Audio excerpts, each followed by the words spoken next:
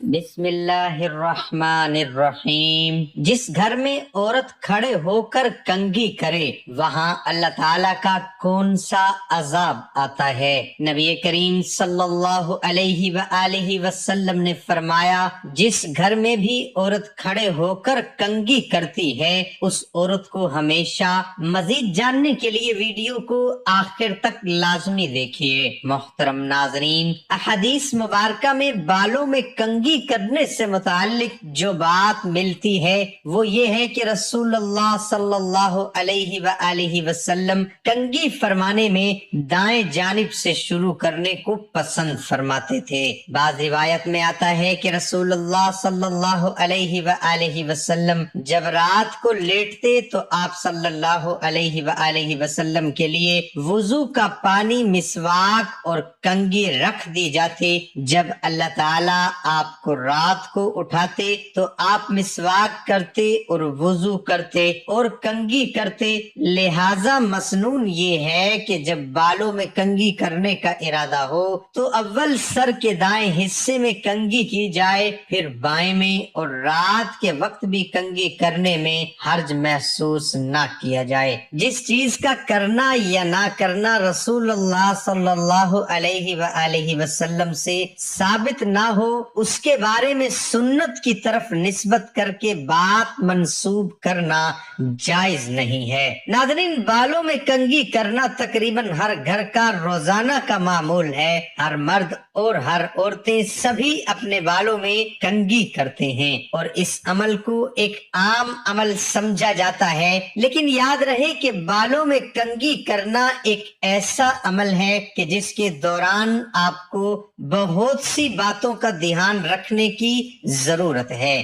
اگر آپ ان باتوں کا دھیان نہیں رکھتے، آپ کا یہی عمل آپ کے گھر میں پریشانیوں اور غربت کا سبب بن سکتا ہے، اور یہ عمل آپ کے گھر کی برکت اور دولت کا صفایا کر سکتا ہے۔ آج کی ویڈیو میں ہم بات کریں گے بالوں میں کنگھی کرنے کے بارے میں، اور آپ کو یہ بھی بتائیں گے کہ جس گھر میں عورت کھڑے ہو کر کنگھی کرتی ہے تو کیا ہوتا ہے، اور بالوں میں کنگھی کرتے وقت آپ نے کن کن باتوں کا دھیان رکھنا ہے۔ اس حوالے سے بھی آپ کو مکمل تفصیل بتائیں گے۔ اگر ہم معاشرے میں اپنے ارد گرد نگاہ دوڑائیں تو ہر دوسرا تیسرا گھر ہمارے معاشی تنگی کا شکار نظر آتا ہے۔ ہر دوسرا شخص بے روزگاری کا رونا روتا ہے۔ یہی معاشی تنگی بعض اوقات گھریلو ناچاکیوں کا سبب بنتی ہے، رشتوں میں دوری اور دلوں میں کشیدگی کا باعث بنتی ہے۔ یہی گھریلو ناچاکیاں آگے جا کر کئی گھروں میں طلاق کا سبب بنتی ہے، یا کہیں کوئی مجبور باپ اپنی ہی اولاد کو اپنے ہاتھوں مار دیتا ہے۔ ایسا کیوں ہوتا ہے؟ اس کے پیچھے کیا وجہ ہے، یہ جاننے کی کوشش نہیں کی جاتی۔ سب سے بنیادی وجہ دین سے دوری ہے اور اللہ کی ذات پر توکل کی کمی ہے۔ ہماری بہنوں کو یہ بات یاد ہوگی کہ پہلے گھروں میں بزرگ خواتین اکثر نوجوان لڑکیوں کو مختلف ایسی چیزوں سے روکتی تھیں کہ فلاں کام فلاں وقت میں کرنا مناسب نہیں ہے، اور اس کے پیچھے کی وجہ بھی بتاتی تھیں، لیکن وقت گزرنے کے ساتھ ساتھ وہ باتیں بھی بھلائی جا رہی ہیں اور ان باتوں کو فضول سمجھا جانے لگا ہے، حالانکہ وہ باتیں ان کی آزمائی ہوئی ہوتی تھی۔ پرانے لوگوں میں اخلاص ہوا کرتا تھا اور ان کو اللہ کی ذات پر توکل تھا،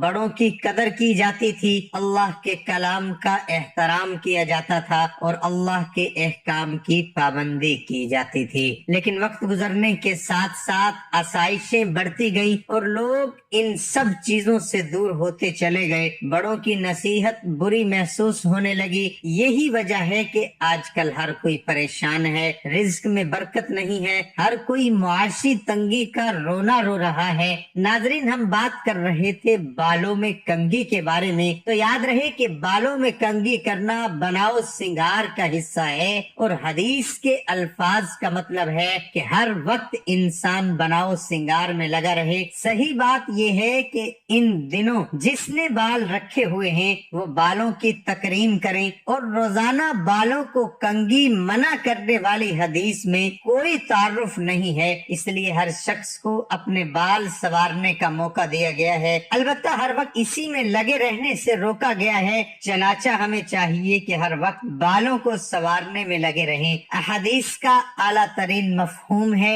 حضرت جابر بن عبداللہ رضی اللہ تعالی عنہ فرماتے ہیں کہ ہمارے پاس نبی پاک صلی اللہ علیہ وآلہ وسلم تشریف لائے، ایک شخص کو بکھرے ہوئے گندے بالوں کے ساتھ دیکھا تو فرمایا اسے اپنے بالوں کو سنوارنے کی کوئی چیز نہیں ملتی۔ اس حدیث کو ابو داؤد اور نسائی نے روایت کیا ہے، جبکہ زرفائی نے اسے صحیح قرار دیا ہے۔ ان روایات کی روشنی میں ایک دن چھوڑ کر بالوں کو سنوارنا مستحب ہے، بالوں کو سیدھا کرنا اور تیل لگانا بھی شامل ہے۔ کیا رات کے وقت کنگھی کرنا جائز ہے یا نہیں؟ تو معاملہ یہ ہے کہ ایک دن چھوڑ کر ایک دن آپ نے تیل لگانا ہے۔ لوگوں میں پھیلی ہوئی بہت ساری غلط فہمیاں ہیں۔ ایک یہ کہ رات کو جھاڑو لگانے کو غلط سمجھنا، ٹوٹی ہوئی کنگھی سے کنگھا نہ کرنا، غسل خانے میں پیشاب کرنے کو غلط سمجھنا، دانت سے روٹی کاٹ کر کھانے سے غریبی نہیں آتی، یہ چیزیں ہوتی ہیں جن پر غور کرنا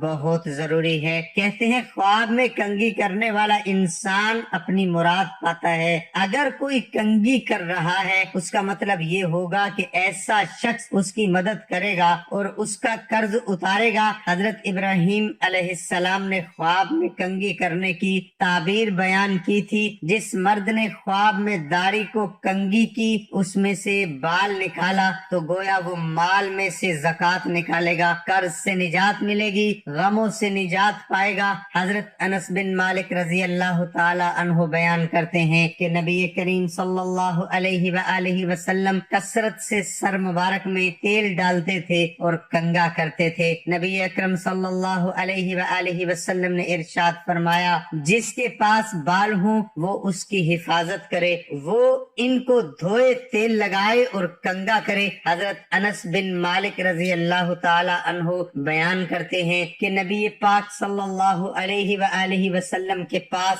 ایک عطر دان تھا جس سے آپ خوشبو لگایا کرتے تھے۔ میں نے کبھی نہیں دیکھا کسی نے حضور صلی اللہ علیہ وآلہ وسلم کو خوشبو پیش کی اور آپ نے رد کی ہو۔ آپ صلی اللہ علیہ وآلہ وسلم نے ارشاد فرمایا کہ تم سے جس شخص کو خوشبو پیش کی جائے تو اس خوشبو کو رد نہ کیا جائے۔ اللہ تعالیٰ آپ صلی اللہ علیہ وآلہ وسلم کے اسوہ حسنہ پر عمل کرنے کی توفیق عطا فرمائے۔ جہاں تک بات ہے عورتوں کا کھڑے ہو کر کنگھا کرنے اور بال باندھنے کی، جو کہ تقریباً ہر عورت کی عادت ہے، ہماری اپنی بہنوں سے گزارش ہے کہ اگر آپ کی بھی یہی عادت ہے تو اس کو آج سے چھوڑ دیں، کیونکہ یہ بات ہمارے مطالعے میں آئی ہے کہ خواتین کا کھڑے ہو کر بالوں میں کنگھی کرنا اور بالوں کو کھڑے ہو کر باندھنا یا کھڑے ہو کر چٹیا بنانا رزق کی تنگی کا سبب ہے۔ اس لیے ضروری ہے کہ اس عادت کو ترک کیا جائے تاکہ ہمارے اس عمل کی وجہ سے ہمارے گھر میں پریشانی نہ آئے اور ہم اپنے گھر میں معاشی اور اس کی تنگی کا سبب نہ بنے۔ جب گھر میں معاشی تنگی ہوتی ہے تو اس کا خمیازہ سب کو بھگتنا پڑتا ہے۔ ناظرین، ہم نے آپ کو معاشی تنگی اور اس کی تنگی کے اسباب میں سے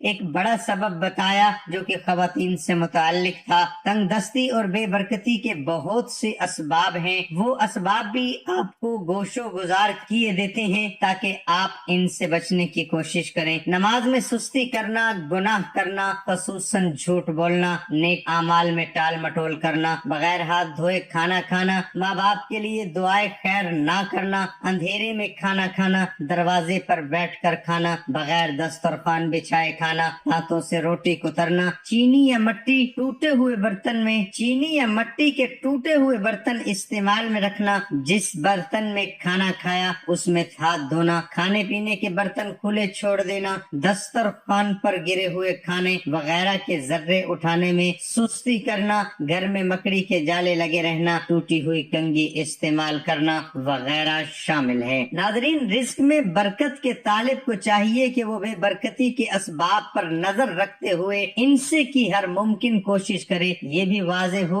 कि कसरत गुनाह की वजह से रिज्क में बरकत खत्म हो जाती है, इसलिए गुनाह से बचने की हर सूरत कोशिश करे, क्योंकि कसरत गुनाह आफात का सबब भी है। आज हम अगर अपना मुहासिबा करें तो हम गुनाहों में डूबे हुए हैं, नमाज की पाबंदी नहीं करते। अल्लाह की नाराजगी का कोई ऐसा काम नहीं जो हम ना करते हों और फिर हम ये कहते हैं कि हमारे रिज्क में बरकत नहीं होती। अल्लाह पाक हम सबको इस पर अमल करने की तौफीक अता फरमाए और अल्लाह पाक हम सबको दीन हक पर चलने की तौफीक अता फरमाए और नेक काम करने की भी तौफीक अता फरमाए। अल्लाह पाक हम सबको 5 वक्त नमाज बाजमात अदा करने की भी तौफीक अता फरमाए और मेरा सुनाना और आपका सुनना अपनी बारगाह इलाही में कबूल और मंजूर फरमाए। आमीन सुम्मा आमीन।